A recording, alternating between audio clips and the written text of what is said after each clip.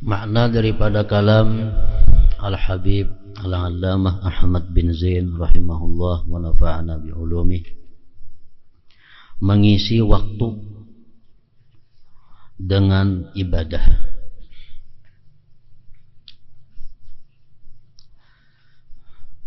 Wa'mur bi awradil ibadati umrakal fani wa sa'atiz zamanil muzmi'i. Dengan berbagai wirid ibadah, makmurkanlah, hidupkanlah umurmu yang fana dan juga waktu yang cepat berlalu. Artinya di sini beliau menyuruh kaum muslimin dan muslimat untuk menghidupkan waktu-waktu, menghidupkan umur dengan berbagai macam wirid ibadah.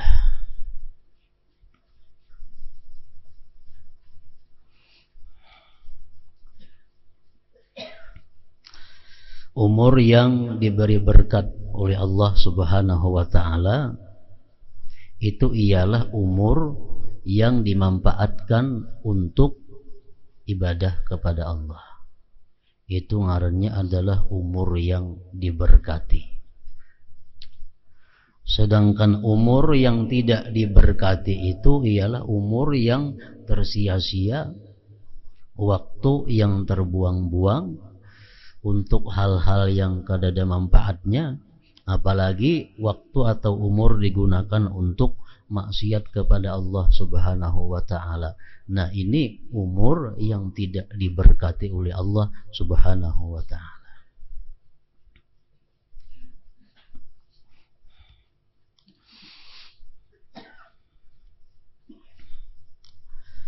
Yahya bin Mu'az, salah seorang aulia Allah, mengatakan, ujar Sidin, sepenglihatanku, sepengetahuanku, manusia itu ada beberapa macam golongan.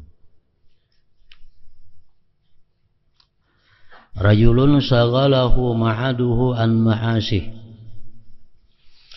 Ada golongan manusia yang sibuk, artinya yang menghabiskan waktunya untuk persiapan-persiapan hari akhirat, sehingga dia tidak sempat lagi mengurusi urusan-urusan yang sifatnya adalah duniawi. Nah, jadi artinya orang ini sebagian besar waktunya, 24 jam, sebagian besar waktunya digunakannya untuk ibadah, untuk hari kembali. Maka jasidin fahum minal faizin, maka mereka itu adalah orang-orang yang beruntung. Itu orang yang beruntung. Ada lagi kaumun syaghalahum ma'ashuhu an ma'adih. Ada lagi golongan manusia yang disibukkan oleh urusan kehidupannya sehingga melalaikan daripada urusan hari kembalinya. Artinya ada manusia-manusia yang menghabiskan waktunya dalam sehari semalam ini, menghabiskan umurnya untuk urusan-urusan kehidupan duniawi. Ini waktunya, pikirannya, umurnya tercurah untuk itu, sehingga kada sempat lagi inya mengerjakan ibadah amaliyah untuk persiapan hari kembali. Nah, fahum minal halikin, maka mereka itu adalah orang-orang yang sudah binasa, orang-orang yang sudah celaka. Kenapa? Karena dia akan kembali ke suatu tempat yang tidak dia siapkan sebelumnya. Ada golongan yang ketiga, wa qaumun yastagilu bihima. Ada satu kelompok lagi yang bekerja kedua-duanya. Dia urusan akhirat dilakukannya, urusan amaliyah ibadah diperbuatnya, urusan kehidupan dunia pun dilakukannya. Nah, orang seperti ini fahum minal mukhatarin, mereka ini pun masih tergolong orang-orang yang dalam keadaan bahaya. Masih dalam keadaan bahaya. Jadi apabila kita membagi waktu kita, membagi umur kita, separuh untuk urusan akhirat, separuh untuk urusan dunia, nah ini masih dalam keadaan bahaya. Masih dalam keadaan bahaya. Nang beruntung cuma adalah satu orang nang menghabiskan umurnya itu kebanyakan dalam hal urusan akhirat, sedikit urusan dunia. Perkataan Yahya bin Mu'adz radhiyallahu anhu.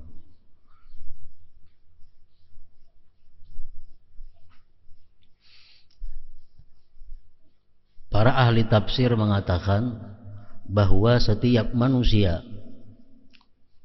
yang berhadapan dengan malaikat maut itu pasti manusia ini minta timpuk.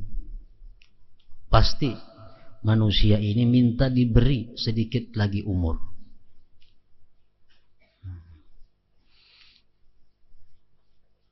Sudah datang malaikat maut, sudah kita lihat malaikat maut hendak mencabut roh, maka manusia ini yang pertama-tama disesali adalah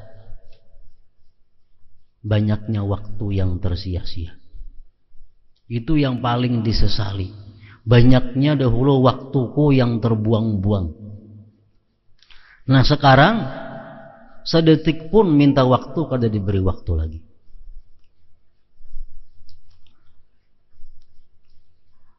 Laula akhartani ila ajalin qarib fa asaddaqa wa akum minas salihin. Ujar seseorang yang sudah melihat malaikat maut itu, laula akhartani ila ajalin qarib, adakah tidak engkau berikan aku sedikit masa, fa asaddaqa, maka aku bisa bersedekah, maka aku bisa melakukan satu ibadah, wa akun minas salihin, dan aku termasuk orang-orang saleh. Jadi yang dibutuhkan oleh seseorang ini pada waktu sudah berhadapan dengan malaikat maut itu, yang diperlukannya cuma adalah untuk mengucapkan kalimat menyedekahkan harta. Minta kepada malaikat maut supaya diberi waktu. Untuk apa? Untuk sekadar mengucapkan bahwa hartaku itu seluruhnya aku berikan, hartaku seluruhnya aku wakafkan. Minta waktu berapa detik? Wala yuakhirallahu nafsan idza jaa ajaluha. Allah tidak akan menunda sedikit pun umur yang sudah sampai batasnya. Allah akan memberi lagi. Jadi yang paling disesali dalam akhirat kaina adalah waktu yang terbuang sia-sia tanpa digunakan ibadah kepada Allah Subhanahu wa ta'ala.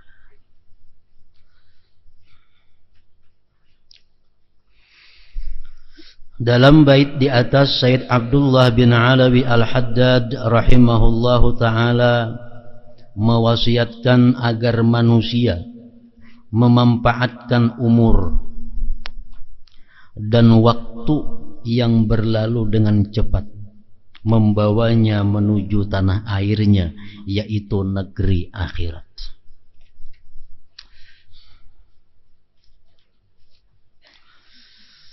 Memanfaatkan umur itu dengan melakukan ketaatan, amal saleh.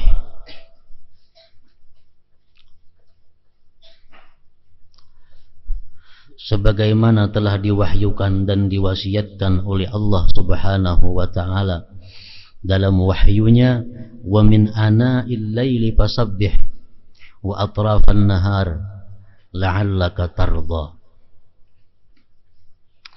Dan bertasbihlah pula di malam dan siang hari supaya kamu merasa senang. Maksudnya merasa senang dengan pahala balasan yang akan diberikan oleh Allah Subhanahu wa ta'ala.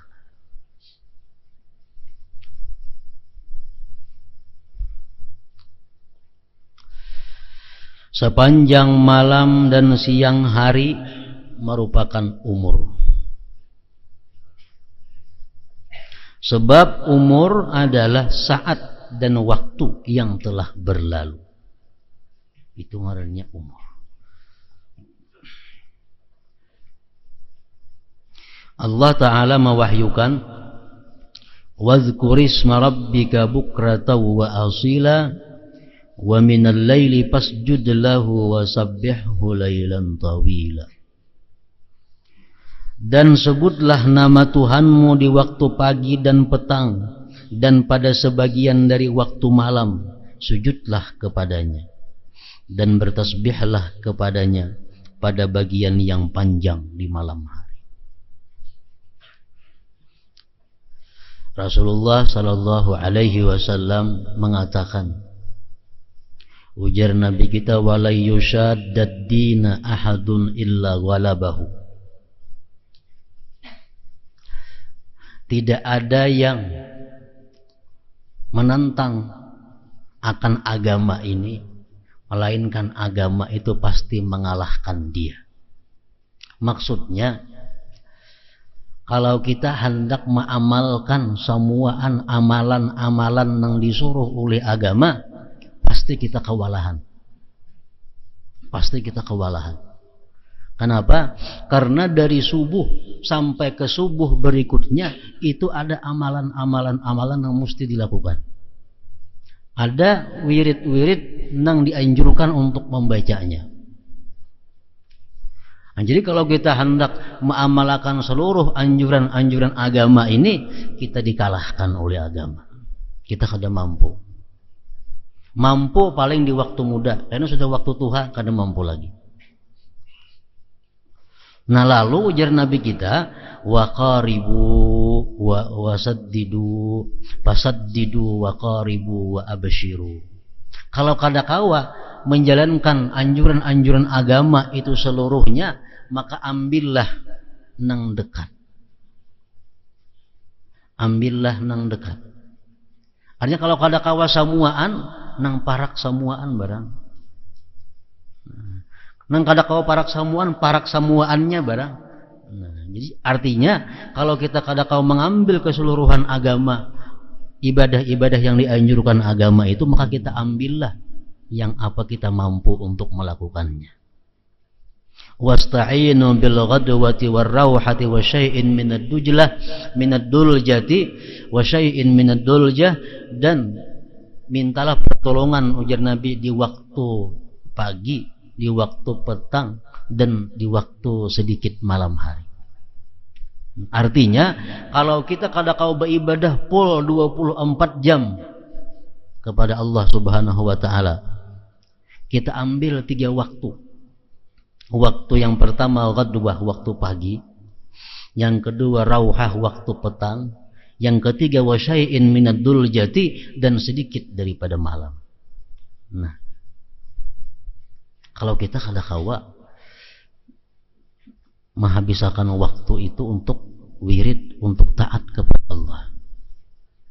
Makanya banyak hadis-hadis daripada Rasulullah yang menyuruh kita membaca ini di waktu petang, baca ini di waktu pagi, baca ini di waktu malam. Nah, ini apa gunanya? Supaya kita bisa menjalankan apa-apa yang disuruh oleh Rasulullah itu dengan mudah.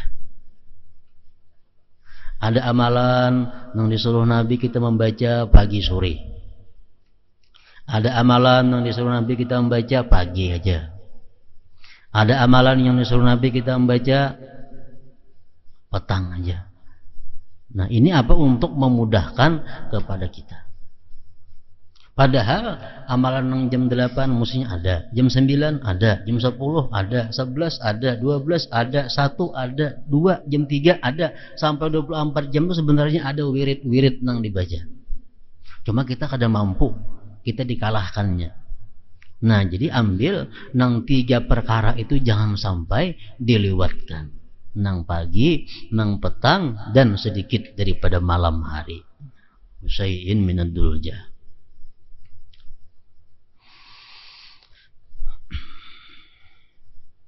Ada hadis Rasulullah yang artinya, barang siapa, ujar Nabi kita, membaca A'udzubillahi samiil alim minasyaitonir rajim di awal ratibul atas tuh 3 kali, lalu akhir surah Hasyr 3 ayat, law anzalna hadzal Qur'an ala jabalin, itu sampai seterusnya. Barang siapa, ujar Nabi, membaca itu di waktu pagi, maka Allah menyerahkan kepadanya 70 malaikat, 70.000 malaikat. Nah, apa tugasnya malaikat yang 70.000 ini? Yusalluna alaih, memintakan ampun kepada Allah terhadap orang yang membacanya. Dan andai kata dia pada hari itu mati, maka dia mati sebagai syahid. Nah, apabila dia di petang hari membaca demikian halnya, nah, untuk malamnya pun berlaku seperti yang siang tadi juga. Nah, makanya ini amalan Nabi kita memberi subuh, imbah asar atau imbah maghrib. Imbah asar termasuk petang, imbah maghrib termasuk juga. Jadi amalan yang dibaca sore jar itu boleh imbah maghrib, boleh imbah asar.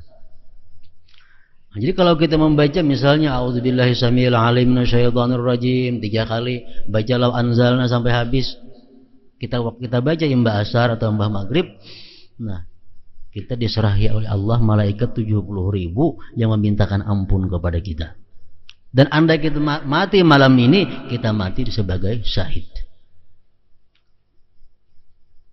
Nah, jadi amalan-amalan yang seperti ini jangan dilewatkan lagi. Kenapa? Karena sudah kita kada kawan nang pul 24 jam nang di sini barang kawan. Nah, itu nang besukan lawan kamarian. Ada lagi amalan Rasulullah yang menyuruh kita membaca kamarian. Man qala hina yumsi, siapa yang berkata di waktu petang, raditu billahi rabba wa bil islami dina bi Muhammadin nabiyya. Nah,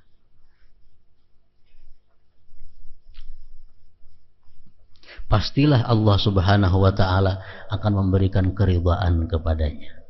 Karena haqqan 'ala Allah ayyurdiyahu. Pasti Allah akan meridai orang tersebut. Kalau kita kamarian baca, baik imbah asar atau imbah maghrib, raditu billahi rabba wa bil islami dina wa bi Muhammadin nabiyya, Allah meridai akan dia. Nah, ini nang di kamarian. Nang bisukan, hadis Rasulullah mengatakan, man shalla salatal fajri wa jalasa fi makanihi hatta tatlu asy-syamsu a'tahu Allah taala asyra khisal. Barang siapa sembahyang subuh, kemudian dia terus berzikir di tempatnya sampai terbit matahari jam 6. Nah, apa kalau dibaca? Imam Ghazali membagi dalam kitabnya, hendaknya membaca Quran ada, membaca salawat ada, zikir ada, istighfar ada, sampai jam 6. Baik sembahyangnya berjamaah di masjid atau sembahyang sorangan di rumah, sembahyang subuh, tapi jangan beralih tempat duduk dari situ sampai terbit matahari. Allah akan memberikan dia 10 perkara. Pertama, taubah qablal maut. Diberi Allah tobat sebelum mati.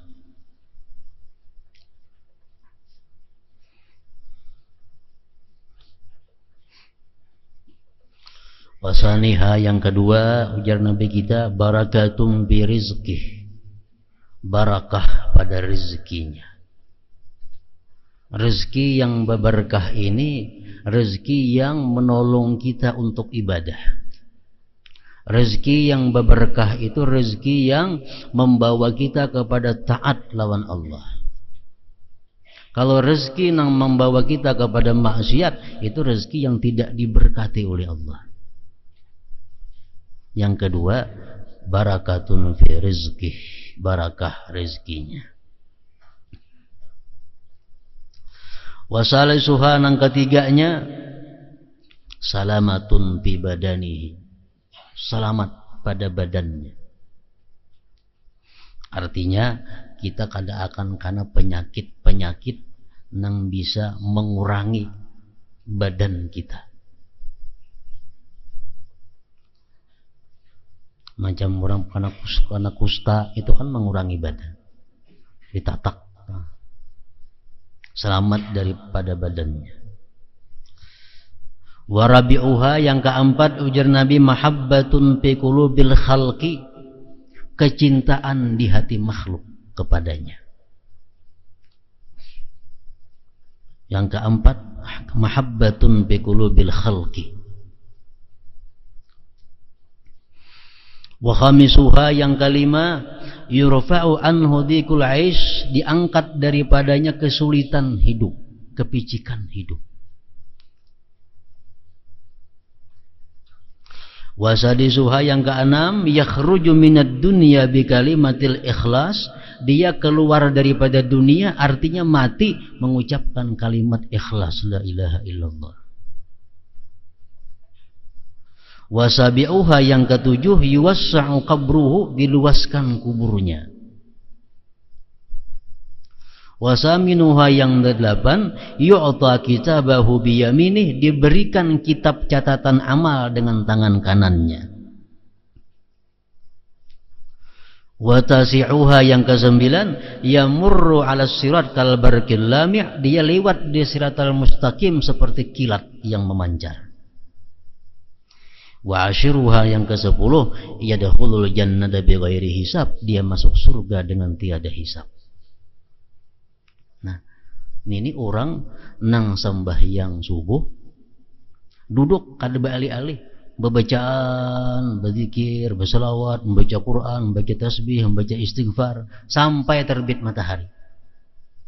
Nah, 10 perkara itu diberi oleh Allah Subhanahu wa ta'ala. Nah, ini amalan yang dianjurkan Nabi kepada kita waktu beisukan. Ada hadis lain lagi, sembahyangnya berjamaah.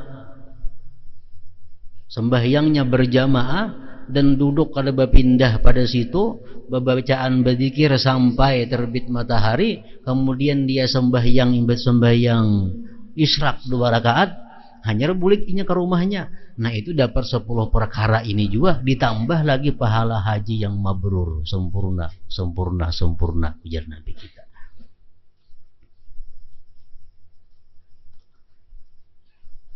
Nah, jadi kalau kita kawa menghidupkan waktu kita, umpamanya besukan kayak ini tadi, kamarian itu kita imbah maghrib, waktu kita berisi sampai ke isya. Nah, kayaknya ada di tengah malam sedikit. Nah, itu sudah kita termasuk orang yang memakmurkan waktunya. Memakmurkan waktunya. Jadi subuh sampai terbit matahari, imbah maghrib sampai isya ba'amaliyah, kayaknya di tengah malam ada sedikit waktu disediakan. Sudah termasuk ujar Nabi tadi, wasta'inu bil ghadwati war rauha wa syai'in minad duljati.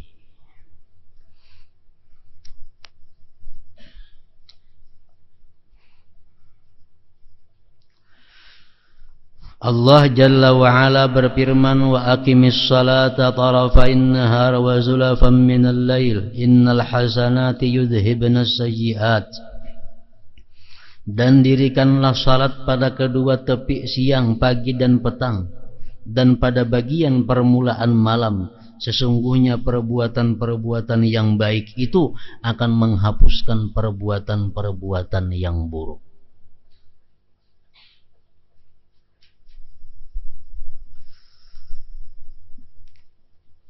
Ini wa aqimis shalah tarafain nahar wa zulafan minal lail adalah sembahyang 5 waktu maksudnya. Sembahyang subuh, zuhur, asar, maghrib, isya.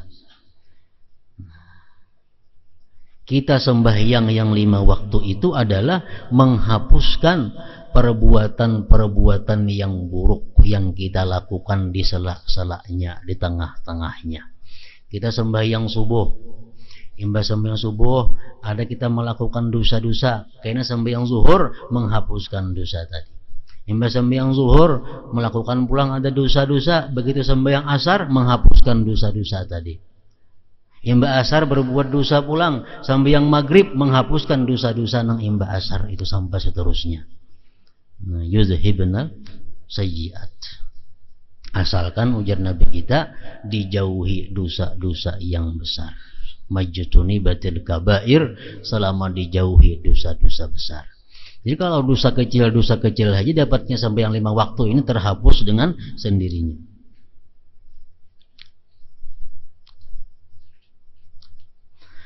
Menghapuskan perbuatan-perbuatan yang buruk.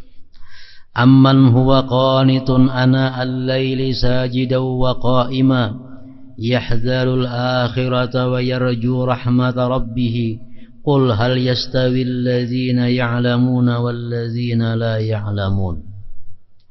Apakah kalian wahai orang-orang musyrik yang lebih beruntung, ataukah orang yang beribadah di waktu malam dengan sujud berdiri sedang ia takut akan siksa akhirat dan mengharap rahmat Tuhannya? Katakanlah, apakah sama orang-orang yang mengetahui dengan orang-orang yang tidak mengetahui? Ini ayat adalah menganjurkan kepada kita untuk sembahyang di malam hari.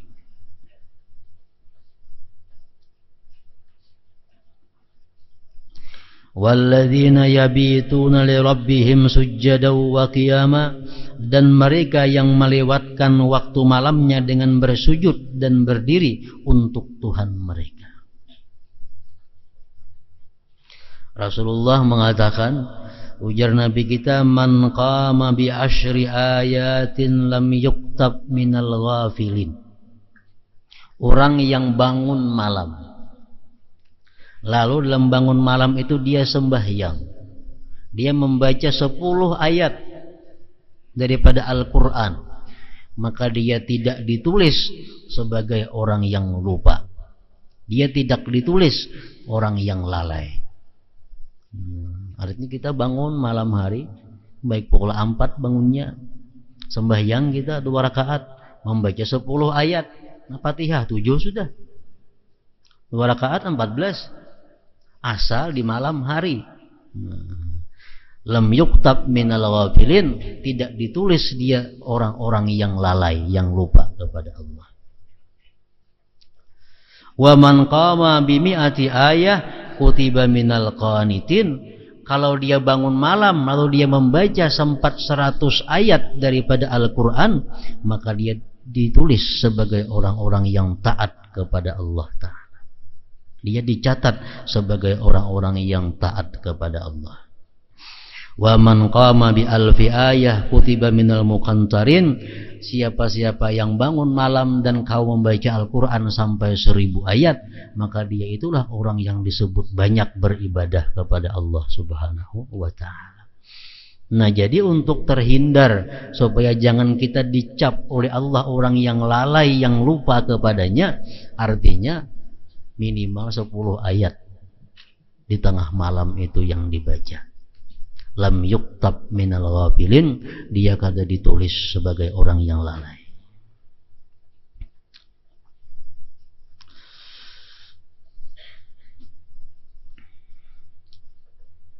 Wala tatrudil ladina yad'una rabbahum bil ghadati wal 'ashi, dan janganlah kamu usir orang-orang yang menyeru Tuhannya di waktu pagi dan petang hari.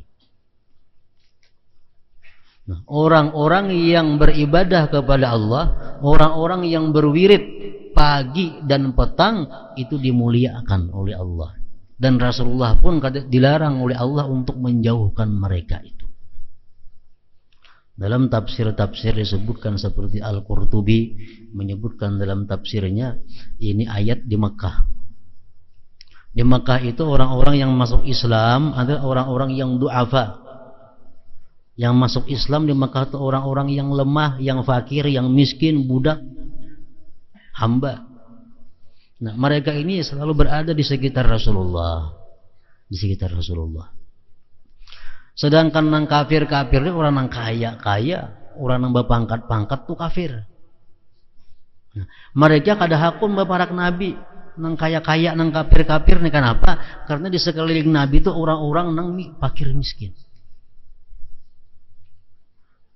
Lalu mereka mengusul kepada Rasulullah, wahai Muhammad, kami hakun bakawan lawan ikam, kami hakun dekat lawan ikam, asalkan dulu ikam jauhkan orang-orang fakir itu dari sisi engkau. Allah menurunkan ayat, jangan hai Muhammad, jangan turuti kemauan mereka itu.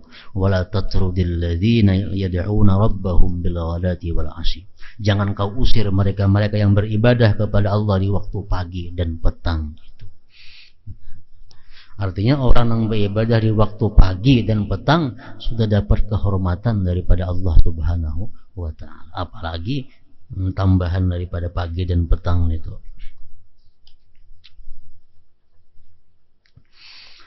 Mengisi waktu dengan mengamalkan berbagai wirid merupakan salah satu jalan untuk mendekatkan diri kepada Allah Ta'ala.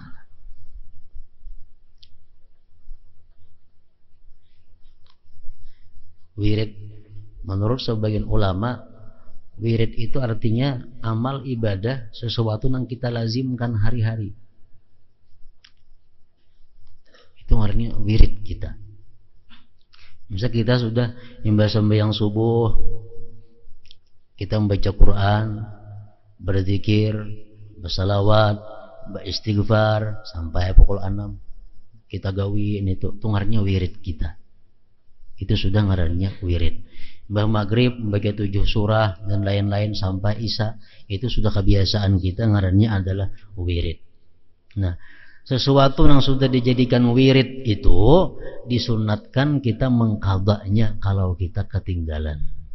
Karena sesuatu kesibukan, sesuatu keuzuran, ketinggalan, kita dianjurkan untuk membayarnya, mengqadanya di waktu yang lain. Mengisi waktu dengan mengamalkan berbagai wirid merupakan salah satu jalan untuk mendekatkan diri kepada Allah Ta'ala. Imamul Ghazali rahimahullah telah menjelaskan masalah ini secara terperinci dalam berbagai kitabnya, terutama dalam Ihya bab Tartibul Aurat. Dalam kitab Tartibul Aurat itu dijelaskan wirid-wirid orang yang hendak mendekatkan diri kepada Allah. Mulai pagi sampai ke pagi berikutnya. Ada wirid-wiridnya, ada bacaan-bacaannya, ada amaliyah-amaliyah yang dilakukan. Di antaranya beliau berkata, barang siapa ingin timbangan kebaikan lebih berat, hendaknya dia menghabiskan sebagian besar waktunya untuk beribadah. Barang siapa ingin masuk surga tanpa hisab perhitungan, maka hendaknya dia menghabiskan waktunya untuk melakukan berbagai ketaatan kepada Allah. Jadi dalam sehari semalaman ini sebenarnya yang kita lakukan itu adalah taat atau ibadah yang kita lakukan, atau sesuatu yang menunjang kepada ibadah. Kita beribadah, nah, tuntung beribadah, hendak makan. Nah, makan ini pun bisa dikatakan bernilai ibadah kalau tujuan kita untuk menunjang ibadah. Nah, tuntung makan, umpamanya kita mencari rezeki yang halal untuk membiayai diri, membiayai keluarga. Nah, itu pun bisa dikatakan perbuatan yang bernilai ibadah. Habis beribadah, makan niat supaya kau beribadah, mencari rezeki yang halal dengan jalan yang dibenarkan oleh Allah, dengan aturan-aturan yang diatur oleh agama, dengan niat untuk membiayai hidup anak, keluarga seorang, itu bisa dikatakan bernilai ibadah. Nah, kemudian lagi habis itu guring, di siang hari guring, Alasan guring apa? Supaya kita malam hari kau bangun di tengah malam. Nah, guring siang hari ini pun bernilai ibadah.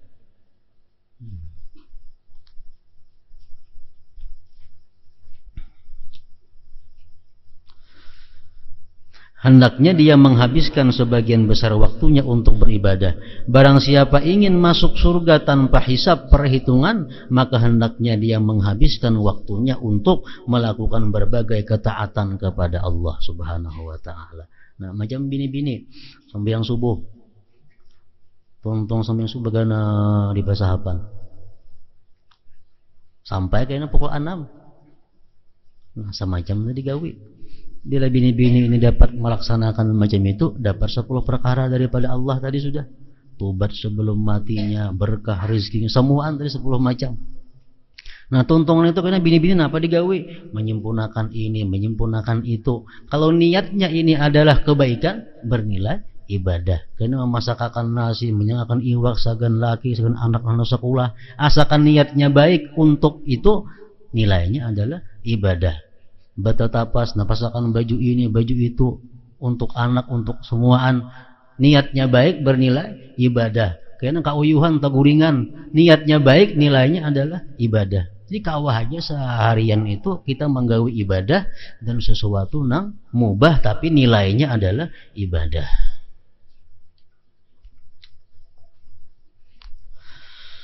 Orang yang amalnya bercampur sebagian baik dan sebagian buruk, nah maka keadaannya sangat mengkhawatirkan. Masalahnya mengkhawatirkannya itu apa?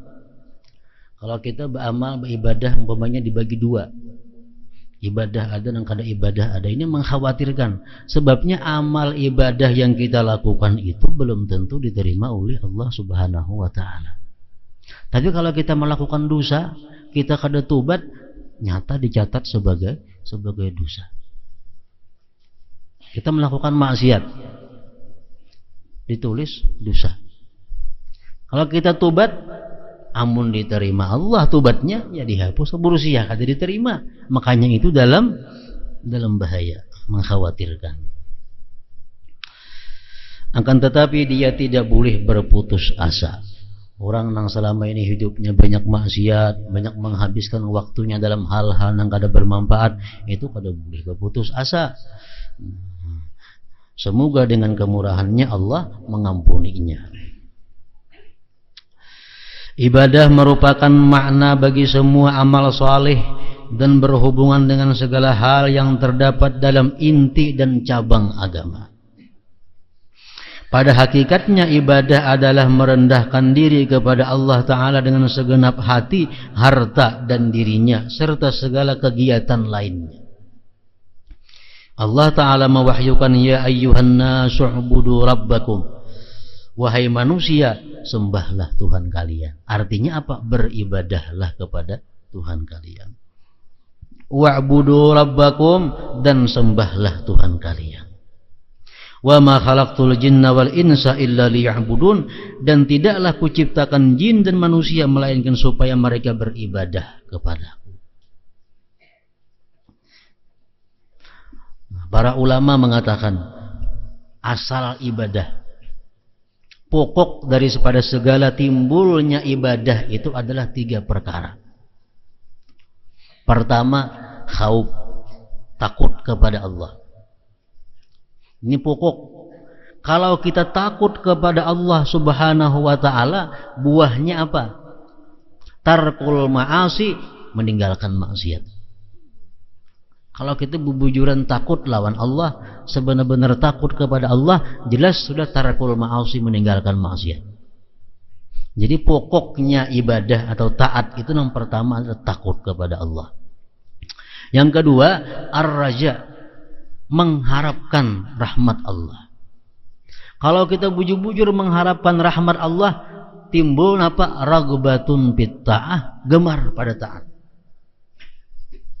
Coba nang tadi hadis Nabi tadi, kalau kita sembahyang subuh kemudian duduk di sajadah itu bebacaan sampai terbit matahari, Allah akan memberikan 10 perkara. Nah, ke-10 itu adalah rahmat daripada Allah. Kalau kita kapingin lawan yang 10 perkara itu, otomatis gemar dalam taat. Kalau kita kapingin, kalau kita mengharapkan dapat 10 perkara tadi, pasti kita gemar menggawin itu, melaksanakannya. Sembahyang subuh, bacaan sampai timbul matahari.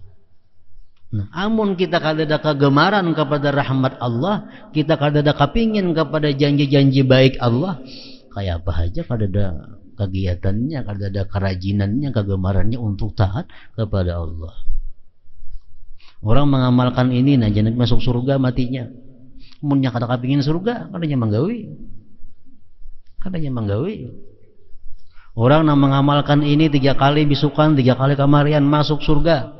Inya kada kapingin surga, kada digawinya. Tapi kalau inya kapingin lawan surga, surga itu adalah rahmatnya Allah, tagawi itu. Tagawi.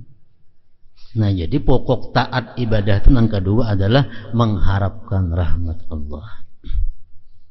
Yang ketiga, pokoknya ibadah itu adalah al-hubbu, kecintaan kepada Allah. Kecintaan kepada Allah. Orang yang sudah cinta kepada Allah ini akan menimbulkan kepingin, kerinduan untuk bertemu Allah Subhanahu wa ta'ala.